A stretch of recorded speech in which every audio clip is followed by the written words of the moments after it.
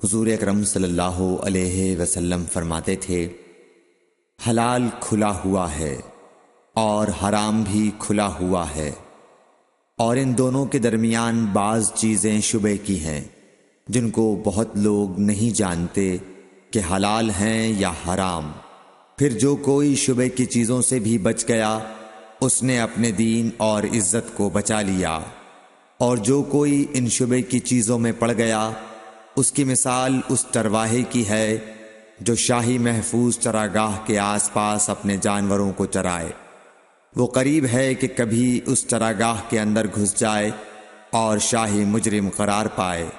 سن لو، ہر بادشاہ کی ایک چراگاہ ہوتی ہے، اللہ کی چراگاہ اس کی زمین پر حرام چیزیں ہیں، پس ان سے بچو۔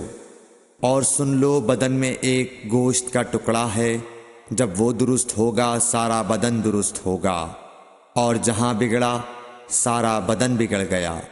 سن لو، وہ ٹکڑا آدمی کا دل ہے۔ صحیح بخاری حدیث نمبر 52۔